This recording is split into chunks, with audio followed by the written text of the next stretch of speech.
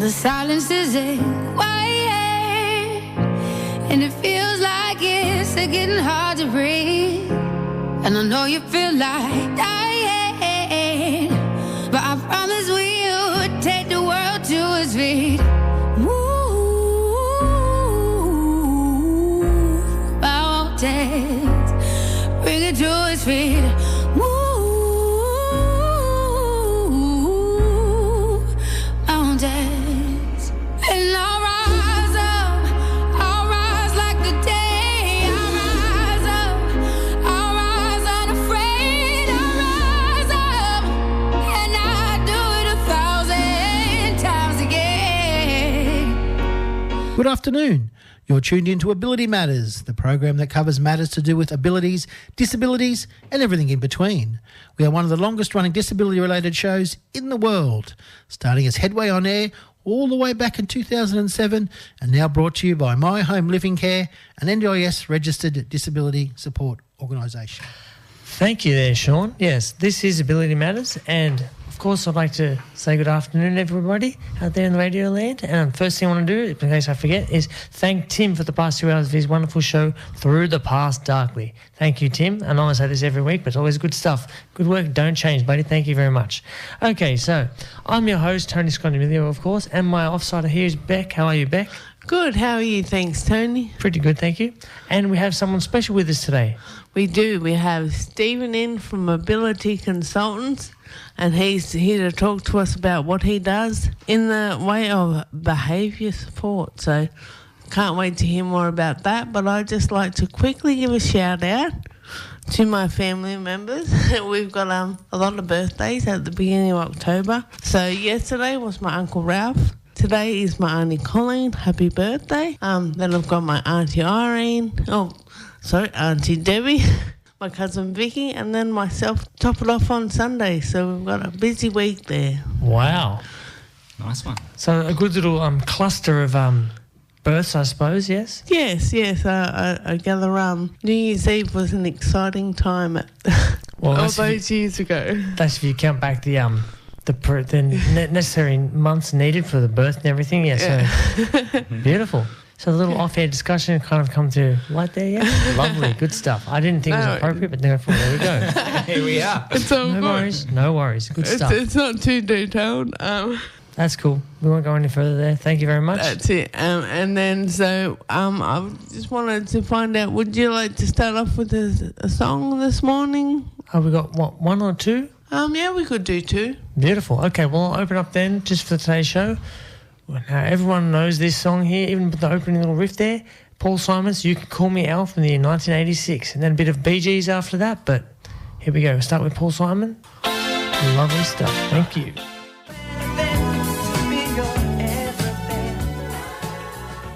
Yes, that was just Andy Gibb from the Bee Gees with I Just Want to Be Your Everything from the year 1977 from the album Flowing Rivers. And, of course, I forgot to mention the Paul Simon song earlier, You Can Call Me Al, is from the album Graceland. Everyone knows the Graceland album. One of my favourites. One of your favourites. Good to hear. Yeah, so that's the music side of things out of the way for now. So let's go on to the interview, shall we? Go for it, No worries. Thanks for that, Tony. Go for it.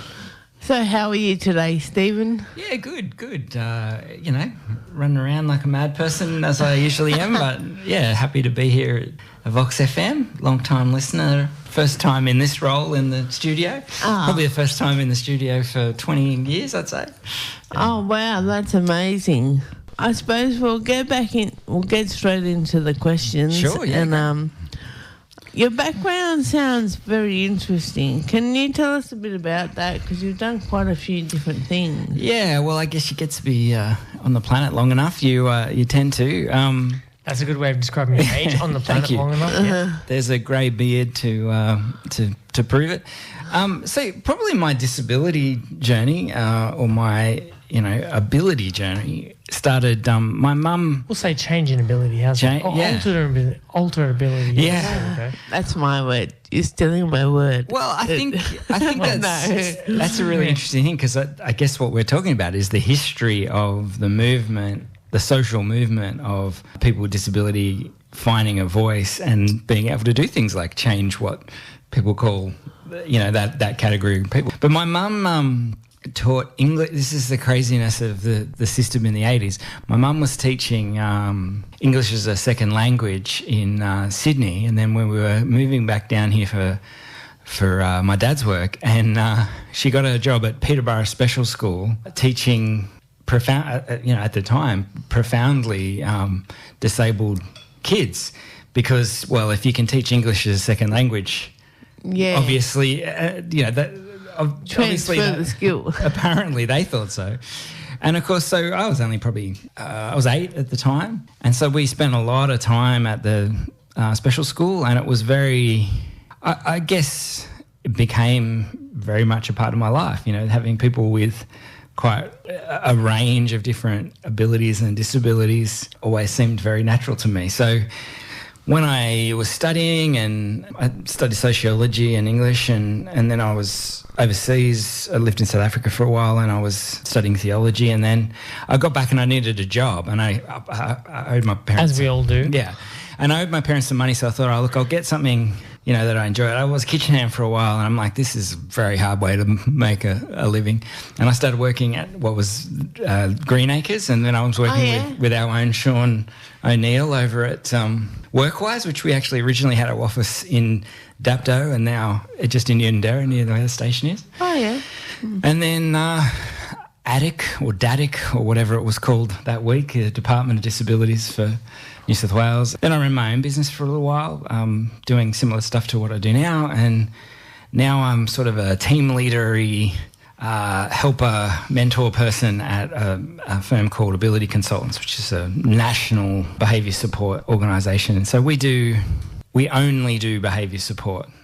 So it's our kind of thing that we're really focused on. We do a bit of psychology. Mm-hmm. Yeah, I guess unlike a lot of the disability organisations that grew out of the beginning of the NDIS, most of us knew that that's what we wanted to do.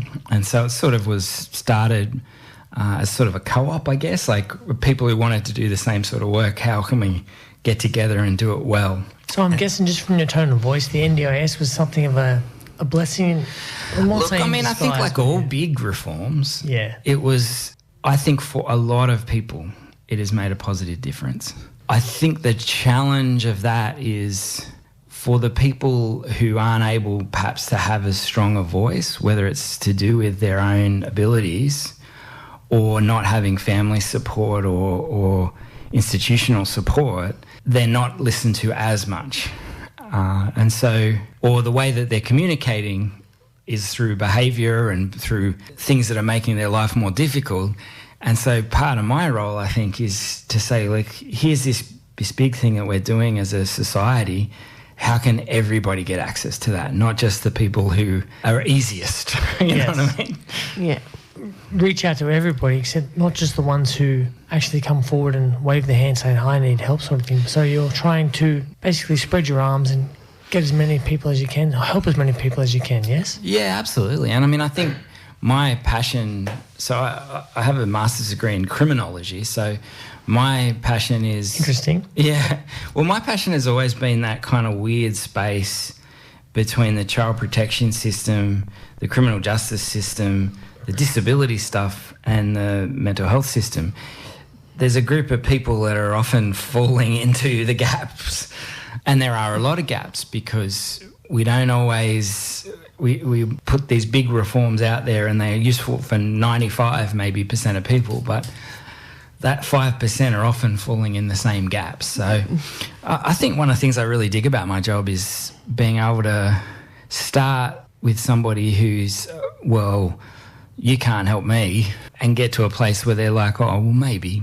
I'm not necessarily after the sort of big transformation story. I think I'm after the sort of small improvements in people's lives. The little wins. Absolutely. So the little steps you've got to take, yeah? Yeah, and I think also too, like, the quality of your life doesn't improve overnight. Now, for some things it does, like some of the big equipment stuff that's been funded for people where they were not able to access the community and now they are.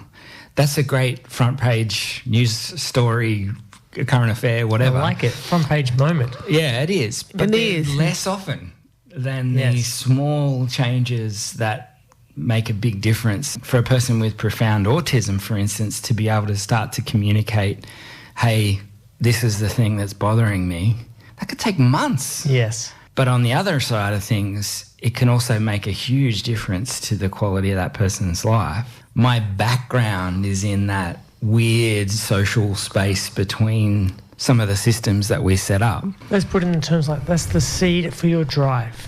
Yeah, absolutely. I've got a buzzword here. Is that intersectionality, where everything crosses over into different... Sure, love it. No, I'll have that. I've never heard of that word before. Yeah. Intersectionality. Oh, it's all the rage in university. Yeah. It's all the rage. What would be the opposite of that? I'll take your word for that one, yeah.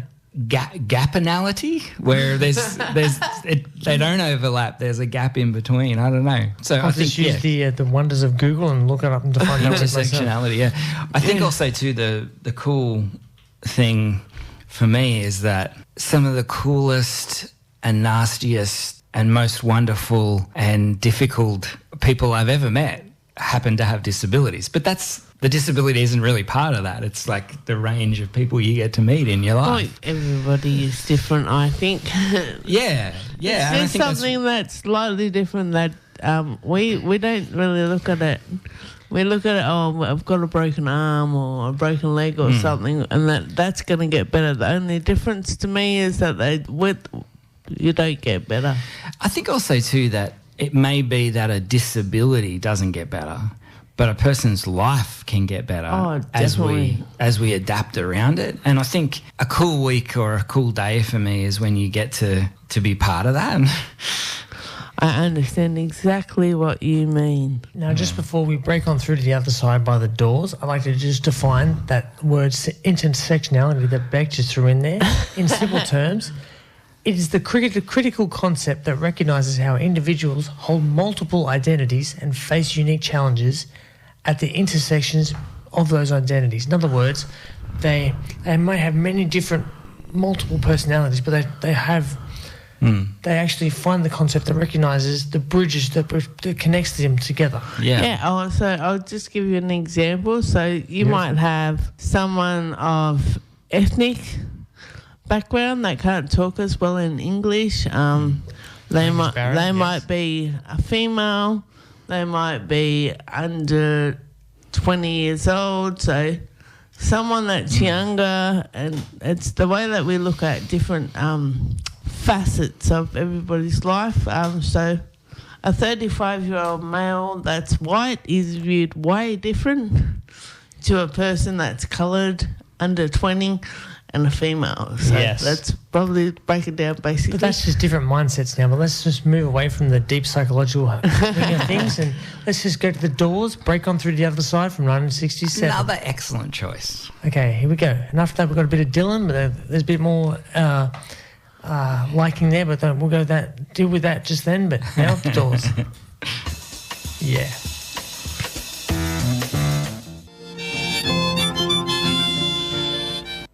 And yes, that was just the masterful Bob Dylan with Mr. Tambourine Man from 1965. So that was kind of a 60s double then. We had 1967 with Break On Through by The Doors and Tambourine Man by Bob Dylan, 65 as well. So, yeah.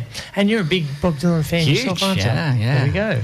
So, I know do you reckon that's one of his more well-known songs, would you say? Oh, absolutely. I think also, too, it's like one of my favourite lyrically because I don't know what he's talking about, but I feel exactly the way he feels at that moment. It doesn't make any sense. Yeah. But So it's very rare that I get to have a deeper sort of musical conversation. Well, I guess that's the other theme is like music is a huge part of my life. We actually just did a bunch of shows with an artist called CJ Stranger, and he was the one who was the musical director for the...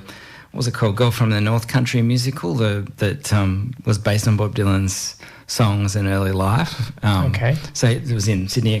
Lisa McEwen, Oh, yeah. Yeah, she was one of the main actresses in it. And, and he and I, we bore... Just gelled. Yeah, we bore the other musicians that we're hanging around with, we'll deep dive on Bob Dylan. Yeah.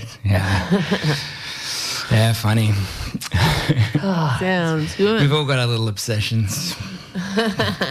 Fair enough. Beautiful. I just wanted to ask you a next question to you, because it sounds very interesting and a lot of people aren't using that phrase. So what is behaviour support? It's a question that I don't think gets asked often enough, because I think people make assumptions when they hear it that may or may not actually refer to them. So the way I look at it is everything we do in the world that's observable or impacts on other people is behaviour, right? Yes. Not just, well, he's behaving badly at school, or he's, like everything is behaviour. I mean, and to some extent, a TV show called Men Behaving Badly. Yeah. Well, I mean, I think, and also that we have these layers of like what we consider bad in one context is a bit of fun in another, or what we think of as, oh, he's just acting out, is actually somebody trying to communicate. And often it's communicating about what's painful in their life, what's disconnected, or so really about finding out the why. Not just, absolutely the why, and also what next? Most of our work is sort of divided into two really important parts.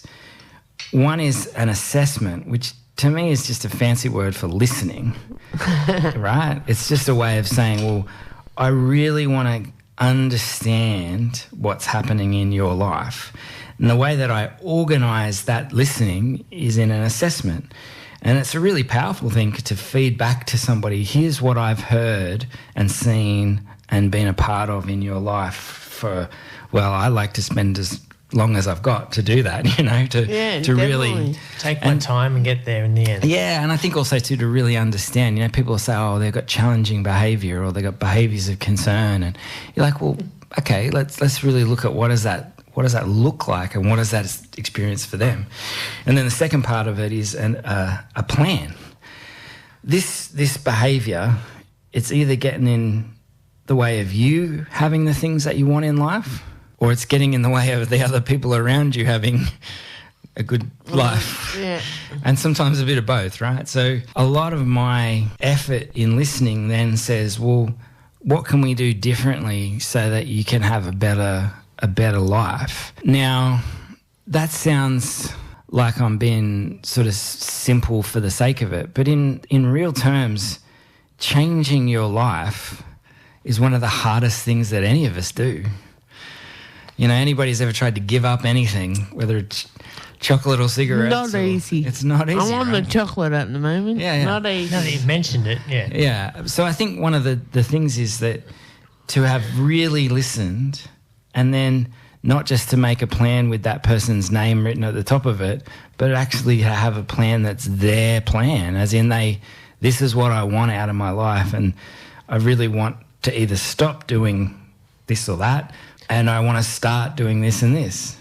And I think one of the things that is coolest about my job is sometimes if the person gets to do more of the things they want to do, then they just end up doing less of the things other people don't want them to do.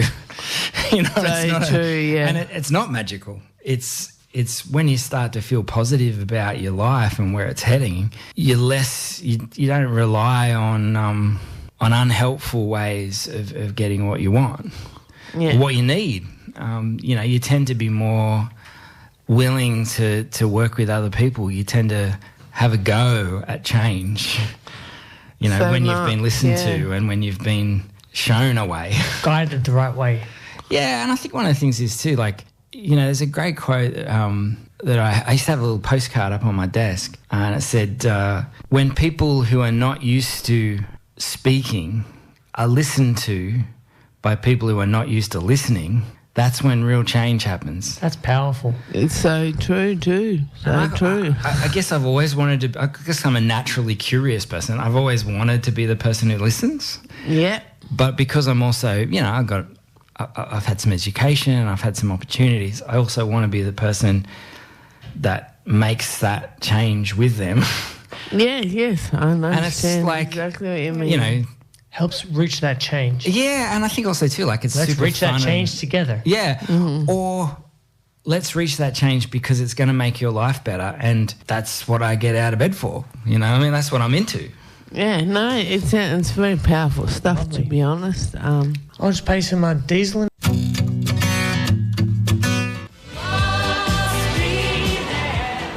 Okay, we just heard from the Eurogliders, Heaven Must Be There, from 1984, from the album The Island. But before that, we heard Diesel, Tip of My Tongue, 1992, from the album Here and Now. Sorry, I forgot to say that earlier, but they're cool. Oh, good. Back to you, Beck. And No dramas. Thanks, Tony. So my next question for you, Stephen, is which type of things can you help people with? I think there's probably 3 types of people that we help as an organisation and in the work. I think there's people themselves who have a disability and something's going on in their life and it's not working well for them. And often I do meet people at a difficult moment in their life and try and figure out, well, firstly, what can we do right now to change things for the better? And then let's sit down and do that deep listening, make a plan. Then the other sort of types of people, I guess, are families or the workers around a person with a disability who, being a carer is tough work. It's not very well paid. No. And it's often not something that you imagined you'd be doing in your life. For whatever circumstances, you become a carer for somebody with disability. Trying to look at how you can get the best situation for them and get change that's positive for them, help them to plan for the future, help them to reduce the frequency and the severity of difficult behaviour that they're having. So the people around, and that might be workers in a paid situation. So they might be where was I last week? A group home, a out of school hours care place, like for a younger kid. they lose track of their own orientation. Yeah, and I think I can relate to that, don't worry. yeah, no, definitely. And I think, that those group of people around a person with disability. And I think the third group are people who want to understand behaviour better. So one of the things that we're really passionate about at Ability Consultants is getting people into positive behaviour support, whether that's they get into a paid role where they're doing it all the time or whether they just understand it better. And so through our website, there's free training for everybody, and it's done by, people with 20 and 30 years experience giving away really high quality training because we think this is a resource and this is a way of thinking that can benefit heaps of different people. Definitely. That positivity runs through all 3 of those groups, whether it's a person with disability themselves, the team around them, or specifically workers who want to work on that behaviour. Yeah. Excellent. What I also wanted to ask you was, and I realised bad grammar, Beck, bad grammar. Where are Ability Consultants located? I know you're all over the country. I love you said so, because we are a group of people. It's more like you're located everywhere? Pretty much. Like, we've got a few crew in Western Australia now. I don't think we've got anybody in Northern Territory, certainly South Australia. Or a better question, where are you located more locally? Look, we have about 10 practitioners up and down the Illawarra down to Nowra and the South Coast. Pretty much the whole listenership of the FM band, but certainly all over Australia. I think the strength of that is we live in a time where I can access anything on the internet. Absolute and a person as well. Like, I can access somebody who is a dead set gun when it comes to a particular type of it might be autism support. I can access somebody who's in Queensland in a second. I just jump on the interwebs and I get a hold of them, and I know them because we're part of the same crew and I talk to them most weeks. The term getting smaller is very, very smaller, and I think also too more accessible, that this isn't specialised knowledge in the sense that we're keeping the good stuff for ourselves and we only give out a little bit so that we can get paid more. That's not how we roll. Like, that doesn't interest me. And it's certainly not good for business either. I don't think it's good for business. A lot of people seem to think it's good for business because I think there's a lot of being the clinician, being the rarefied air. If I write this report, then that means something special. I am the only one. You must come and see me. And to some extent, it's a power thing, I think. Yes. I think the NDIS does to some extent feel that way, that they need a report from the person with those letters after their name to justify their... Yeah, and look, I understand that there's a need for factual information, but I kind of come from a place where it's like the facts of that person's life come from them. And now I can be the secretary for that and get that organised in a way that people understand it, but yeah. So we're everywhere, and certainly, I tend to have clients mainly in the Illawarra, so southern Illawarra and, up to... Yeah. But I'm working with somebody in Campbelltown because that's where they moved, and I wanted to keep helping them. So, we do a bit of travelling. That's cool. It's good to know that you're flexible and can... I think it's one of those things go out of the scope. I'm a contractor, so, my living, if I do 30 hours of work in a week, that's what I get paid for the next week. Yeah. And so my passion is really rewarded by how much I go out into the world and try and do useful stuff. I think that's a good thing about the NDIS, is that it rewards those that actually do the good stuff. Yeah, they're motivated and they want to get out there. Yeah. Yeah, and also I think, I don't really much believe in this free market, all that, but I do think that it's definitely true that if I do a good job, that stays with people. Yes, they remember you. And they're more likely to say, hey, Steve or ability consultants helped me out. I wonder if they can help with this, or I wonder if they can help this other person. Yeah. And that's why I think the disability community and things like this podcast, this radio show, the community of people with disabilities, I've always felt included with, even as an able-bodied person, right? Or reasonably able-bodied. Sometimes there can only be just 5 minutes between that little gap. I actually really genuinely believe that, and I think, I look at a lot of people that I work with and go, I can see why you're doing that, because I can imagine myself in that situation. And now from those past little points of information there, I've got two words to say for that. Now I forgot them. Inclusive was one of them. Yeah. And you get out what you put in, sort of thing. Yeah. Yes? And I think also too that I'm not someone who I don't want to write a report and send it to the NDIS and say, oh, I found out all this about I'm not the secret police. I'm going to show you that report. I'm going to say, look, here are the things that I think we need to work on, man. And this is why we need all the money and everything to justify to help them out. And I look at it, the NDIS is about investment. It's about saying people with disability are worth it. Yes. In the same way you invest in a business, right? Because you believe at the end of that, I'm going to get me some sweet dividends, right? That's how I believe the NDIS ought to work for people with disabilities. And I'm sorry to say, but the amount of people that are becoming disabled, it just seems to be increasing.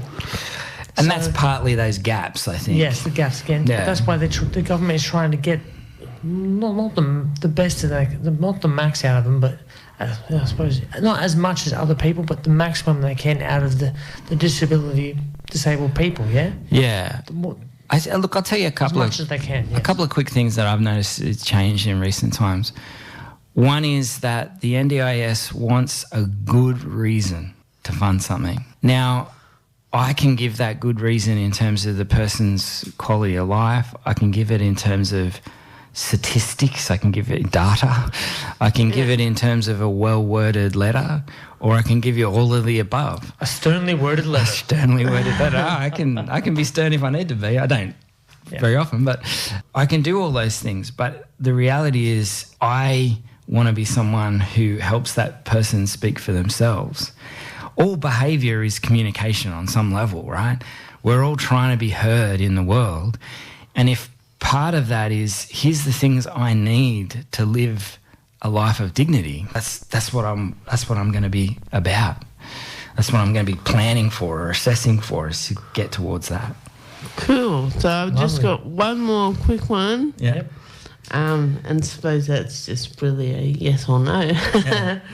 Are ability consultants an NDIS provider? First and foremost, we deliver what's called improved relationships. You know how everything's got its name in the... Labels. So, labels and stuff. We do other things. We do psychology and other things. Positive relationship outcomes. Yeah. So if you want to improve relationships, that's what you get funded for. Yeah, and look, I just want to say what an absolute pleasure it is to be part of this community and be sitting here with your crew. Thank you. It's been an absolute pleasure interviewing you, having you on the show today. Thank you so much, I Stephen. know you listeners can't see this, but we're Shaking hands hands. at the moment. Yeah, it's a very visual... But visual I radio would show. like to say that we'll get you back again to have a chat with you in the future and find out what you're I doing. feel like Tony and I could spend a lot of time talking about music. Yeah. I think you found a soulmate kindred soul, in the Bob Dylan A thing. common bridge, yes. Yeah. And Yeah. thank you very much, Beck, for your preparation and for just caring about what we do. It's like, feels good. It's all good. It's all good. I enjoy making sure that people's experience is good. Well, obviously, as you've heard, this is still Tony S in the chair and Beck on the side there, and it's been Stephen, yeah. yes, yeah, Wonderful sorry, having that's him fine. in, Sorry, yeah. I keep thinking It's a that, very yeah. forgettable name. I would say forgettable, but yeah. Maybe more common, but yes, that's Yeah, right. certainly. And We all have plain names a bit. Yeah. Tony, Beck, Stephen.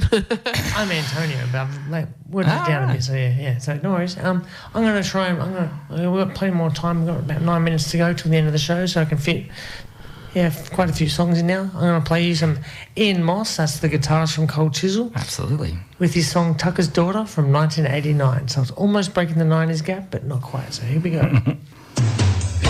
Yeah. And yes, that was just Jerry Fielding with Rooftop Chase theme, 1976, from the film, let me double check myself, The Enforcer, starring Clint Eastwood. Very, Fantastic. 70s cop theme. Yeah. I was thinking Pink Panther. Yeah, it's got a bit of that feel about it too. Touch, yes. But Pink Panther is certainly older than the 70s, I believe, yes. Yeah. Oh, yeah, I think Well, the it Peter goes Sellers right back. ones were my Yes, yes. favourite though, yeah. The original, yes. Okay, so we've got about 4 minutes to go, so let's say I bid you adieu, goodbyes, and then... Thank you very Yeah. much for everyone listening today, and I hope you all have a great afternoon. Thank you very much for coming on, Stephen, and having a chat with us. Appreciate Absolute pleasure. it. Yeah, no, I Thank you very appreciate much, you guys. Stephen.